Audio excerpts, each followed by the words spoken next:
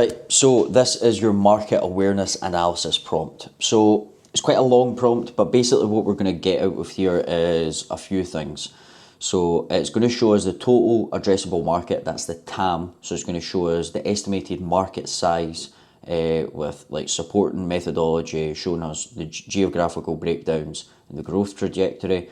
And it's going to show us a distribution of this TAM, showing us what percentage of that TAM falls into each awareness level. It's also going to give us a little bit of market behavioural analysis, so how they typically behave, what information they're going to seek, what triggers progression to the next level.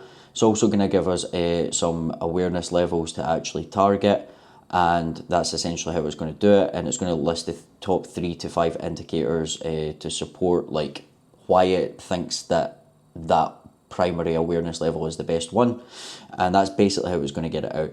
Now, how we fill this out is very simple. So you're basically just going to put in what the product or offer is, you're going to put which niche it's in, and roughly who the target market is. So let's do this, right? So what I've decided to do is I'm going to do it for this brand. It's quite a cool Medik8, and it's like eye lift peptides.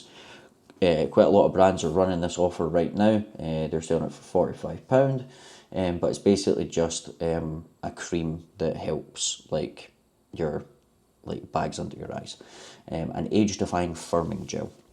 So what I've already done was I actually created like a little brief of this, right? But what I'm going to do is I'm just going to put this in. We're going to, obviously you wouldn't be doing this, you would be doing this from scratch, but it's peptides, age-defying firming gel, and what else?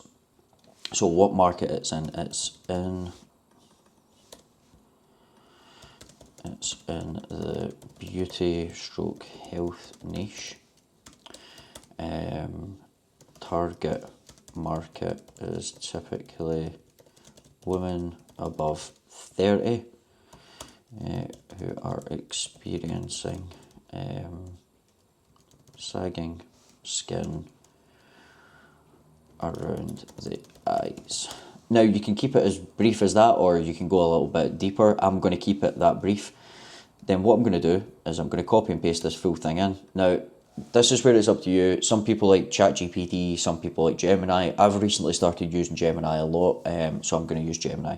But basically what you want to do is I'm going to put that prompt in, go to tools, and it needs to be deep research. Do the exact same with ChatGPT, it works the exact same. It's going to give us very similar stuff out, but I just, for some reason, started liking Gemini.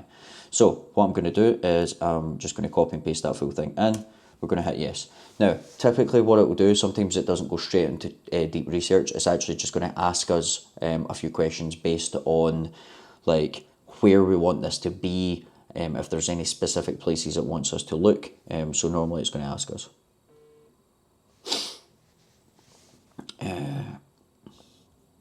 So it's not actually asked us. Perfect. It's just going to go for it. So start research. Now, I could have said we're only selling in the UK, we're only selling in America. You can put whatever you want in. But basically that's going to go and do its thing. I'm going to pause this right now because I'm not sure how long this is going to take. ChatGPT normally takes about 7 to 8 minutes. Once this is done, we'll come back and we'll go over exactly what we've got out of it. Right, so that awareness level research has literally just finished, and as you can see, we have a lot of information. Now, the good thing about Gemini is I can literally just export it to a little Google Doc. So typically what you would want to do is kind of read through this. I'm not saying read every single word of it, but read through it and make sure you understand the actual information that it's given you. So the first things that I'm going to go and look for is actually our awareness levels. So it's saying here, and it's actually given us like almost angles for each awareness level, which is really cool. ChatGPT does not do that. We've also got tables. This is really good stuff where it's saying like the mindset. So unaware, my face is fine, I just need better sleep. Or problem aware, I look perpetually tired on camera, my eyelids are dropping.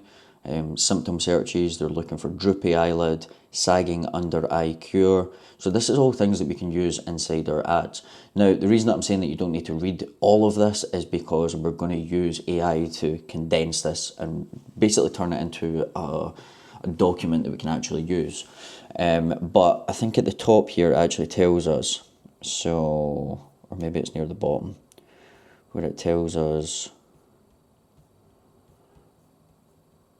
which percentage of people's in the dominant markets. Dominant market. So, yeah, the dominant market awareness state is problem aware, transitioning into solution aware. It's going to say that for most of these brands. This conclusion is supported by highly accelerated digital behaviour observed. Consumers are rapidly triggering the acute aesthetic corners, poor appearance on video calls, immediately search for high efficacy structural solutions. So it's saying here that we should be aggressive content interception at solution aware. But yeah, we've got all of that here. So we can just keep that document, the exact same process if you use it in ChatGPT. And we're going to use this, one, to create a brief, and two, just to reference as well. So make sure that once you've got this for your product, you keep it side by side and keep it in a document where it's easy to find, because you're going to use this as context when we go into writing ad copy. So that is market awareness levels.